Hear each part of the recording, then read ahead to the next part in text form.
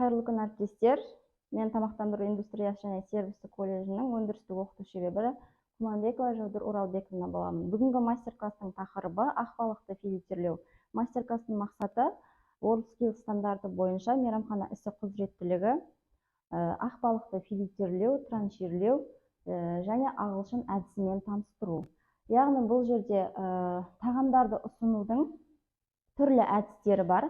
Француздық, шведский, америкалық, ағылшын. Соның ішінде бүгінгі мен таңдап алғаным ағылшын әдісі. Яғни бұл ағылшын әдісі дегеніміз не? Бұл жерде бүйірлік үстел болады.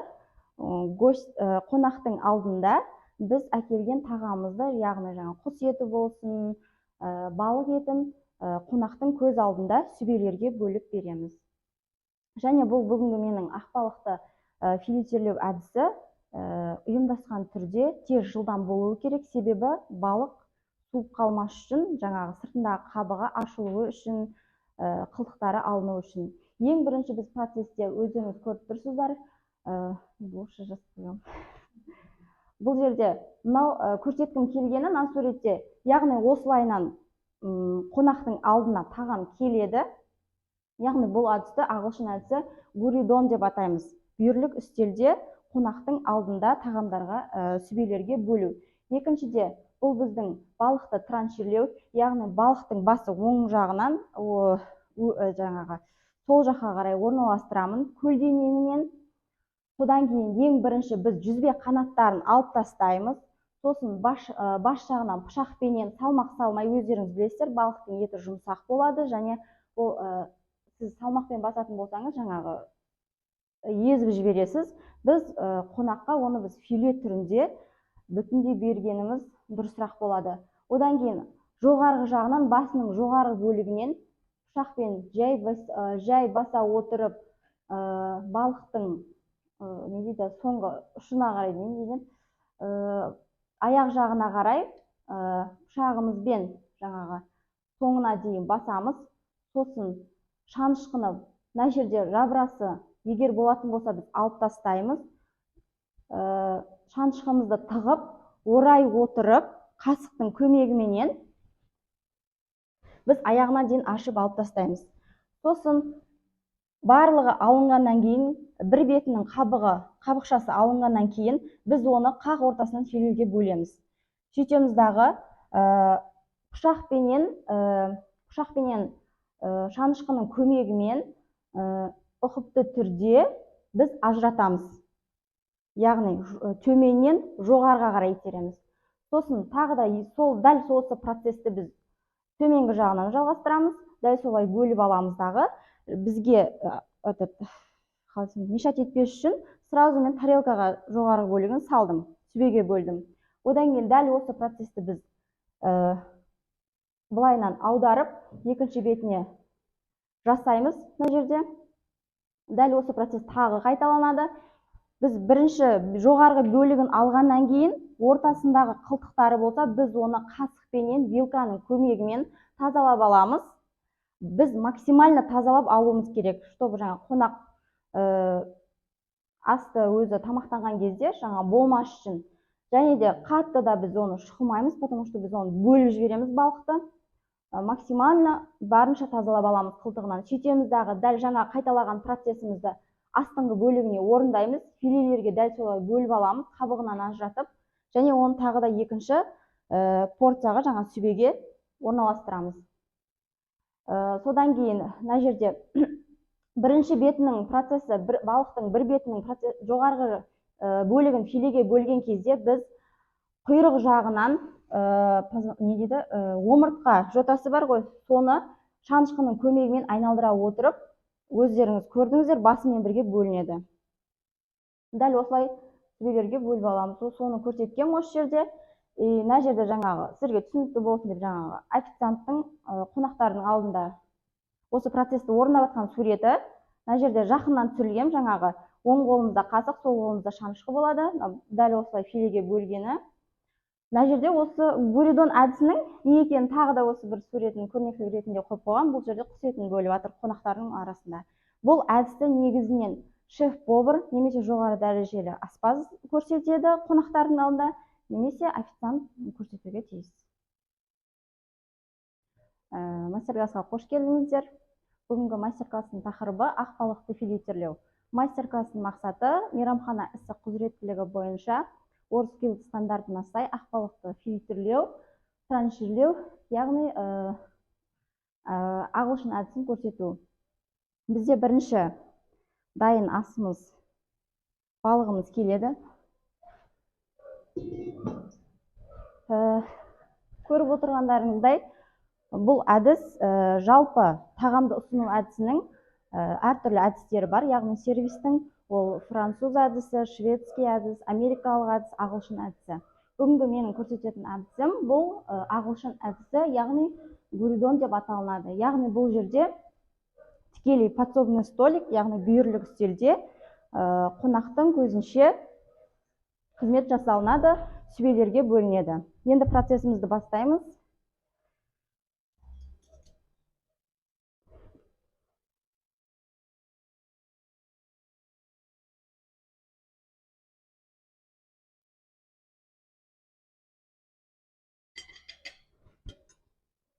Балықтың етінің өзі, балықтың еті нәзік болады. Біз бұған күш түсірмейміз. Жеңіл түрде бас жағынан кесіп аламыз. Яғни жабра дейді ғой, мына жерінде жел безегінен кесіп аламыз. Және бірінші кезекте жүзбе қанаттарынан ажыратамыз.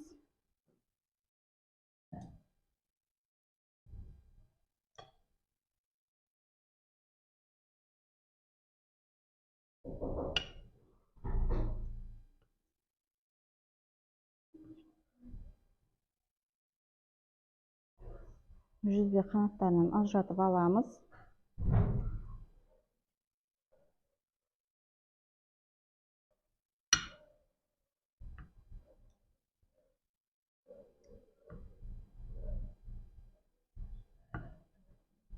Бас жағынан төменге қарай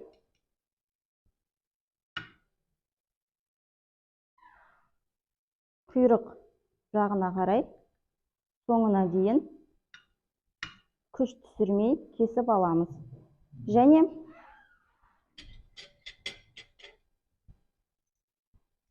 қасықпенен, вилканың көмегіменен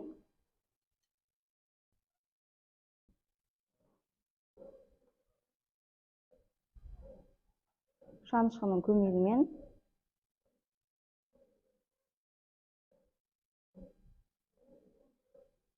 айналдыра отырып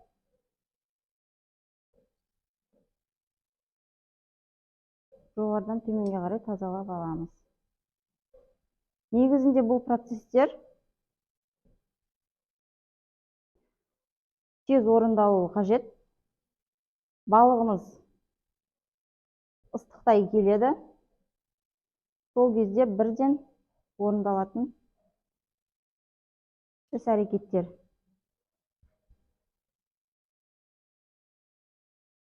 Бұл жерде балығымыз кішкене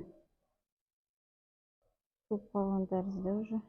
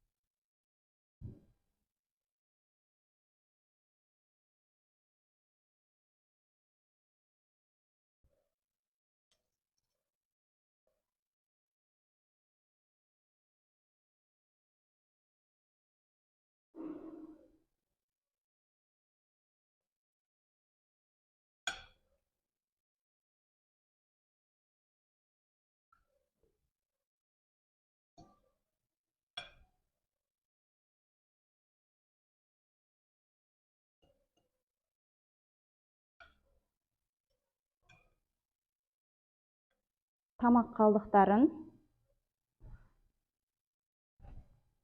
бірден алып тастаймыз.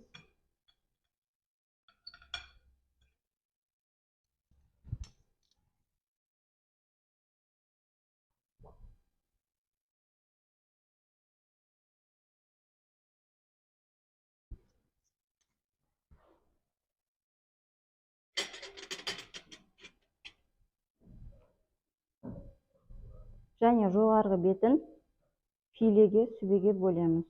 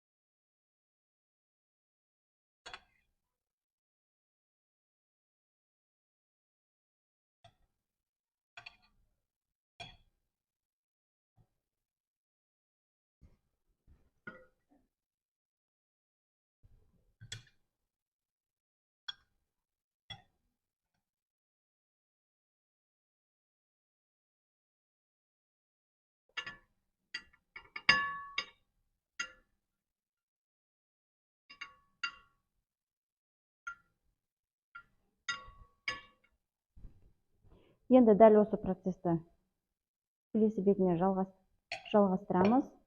Ол үшін келесі вилка мен қасықтың көмегімен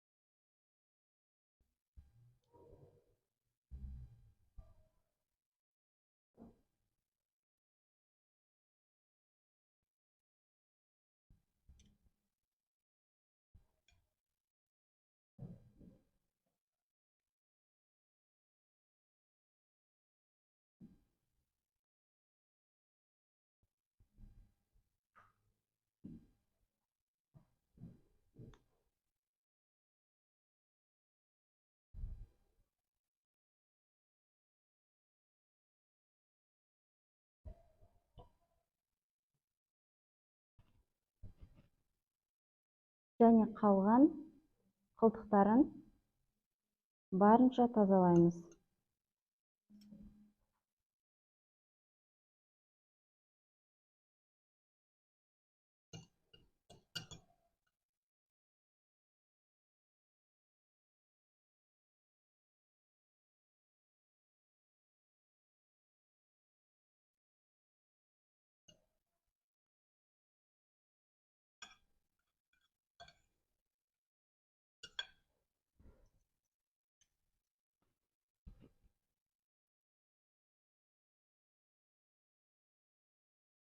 Және тағы филелерге бөлеміз.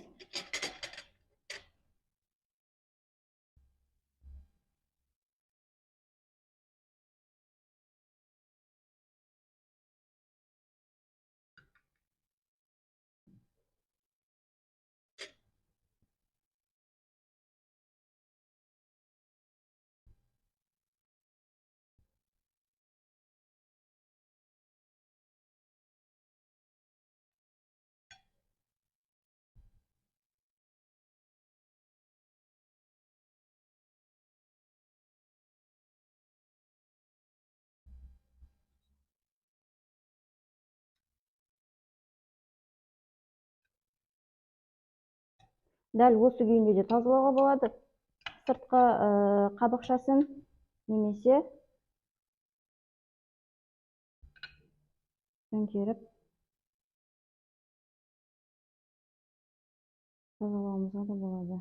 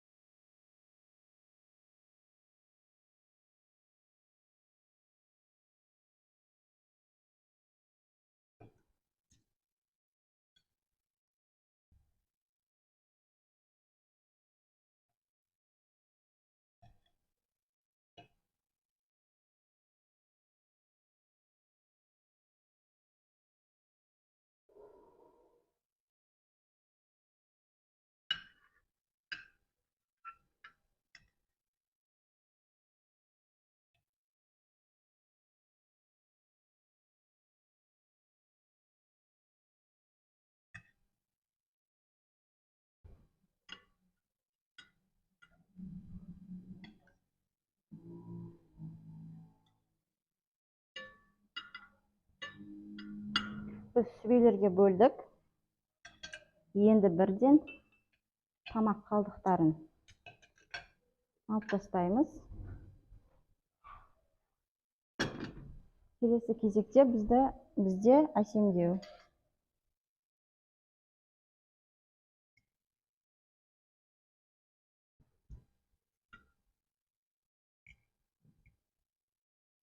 Әсемдеуге черри помидоры және қалауымызша лимон.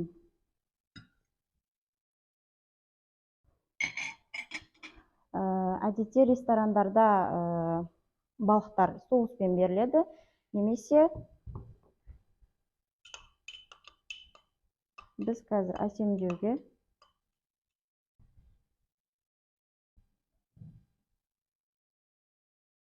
песто соусын қолдандық.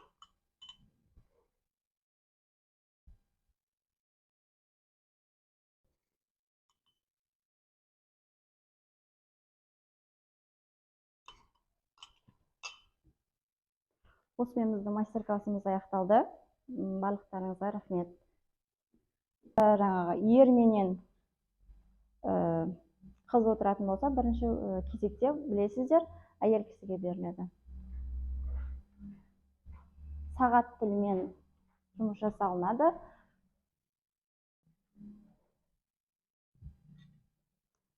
асымыз дәмді болсын.